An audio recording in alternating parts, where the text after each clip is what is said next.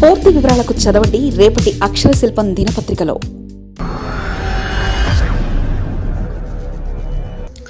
Negative ఫలితాలను చూడు సామి, అధికార వ్యవస్థతో సమన్వయం లోపించడం ప్రధాన కారణంగా చర్చిస్తున్న వైసీపీ.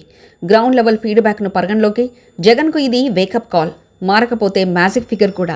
వైఎస్ఆర్సీపీ పార్టీ రాజకీయ వ్యవహారంలోకి వచ్చిన దగ్గర నుండి ఆ పార్టీ అధికారంలోకి వచ్చేదాకా జగన్మోహన్ రెడ్డి రాజకీయాలు ఒక ఎత్తుగా నడిచాయి.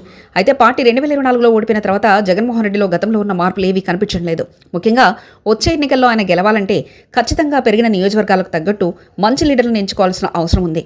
అయితే ఇప్పుడున్న పరిస్థితుల్లో ఇలాగే కొనసాగితే, ఇదే పరిస్థితి, ఇదే నిర్లక్ష్య వైఖరి ఉంటే ఖచ్చితంగా జగన్మోహన్ రెడ్డి మ్యాజిక్ ఫిగర్ని చేరుకోలేరని అంటున్నారు విశ్లేషకులు.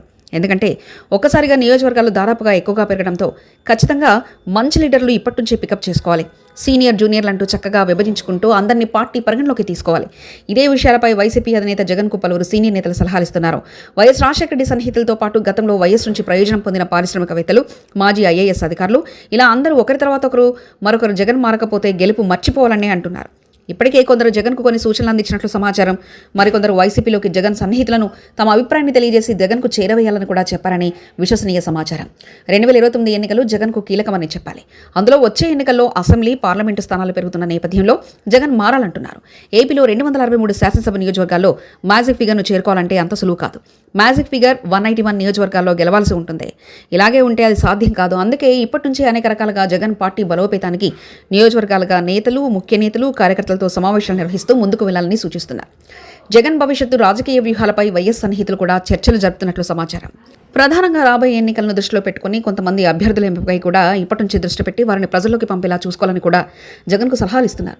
కొన్ని నియోజకవర్గాల్లో బలమైన గెలుపు అవకాశాలున్న అభ్యర్థులను ముందుగానే గుర్తించి వారిని ప్రకటిస్తే మంచిదని కూడా చెప్తున్నారు. వైసీపీ అధికారంలో ఉన్న సమయంలో తీసుకున్న కొన్ని నిర్ణయాలు, అధికారులతో వ్యవహరించిన తీరు వల్ల వచ్చిన నెగిటివ్ ఫలితాలను విశ్లేషించుకోవాలని అధికార వ్యవస్థతో సమన్వయం లోపించడం ఒక ప్రధాన కారణంగా చర్చించబడినట్లు తెలుస్తుంది.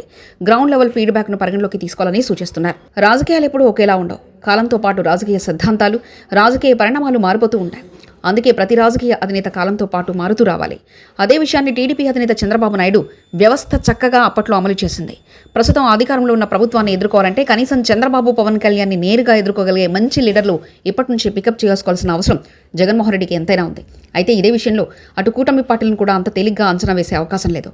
అందుకే జగన్మోహన్ రెడ్డి అన్ని విషయాల్లో పార్టీలో, ఆ వ్యవస్థలో కులంకుషంగా చర్చించుకుంటూ ముందుకు వెళ్లడం అన్ని విధాలా మంచిదని ఎప్పటికీ సీనియర్లు చెప్తున్నారు. చూడాలి మరి ఇక మీదట జగన్మోహన్ రెడ్డి ఏం చేస్తారో. మరిన్ని కథనాల కోసం సబ్స్క్రైబ్ చేసుకోండి మీ అక్షర శిల్పం. పూర్తి వివరాలకు చదవండి రేపటి అక్షర శిల్పం దినపత్రికలో.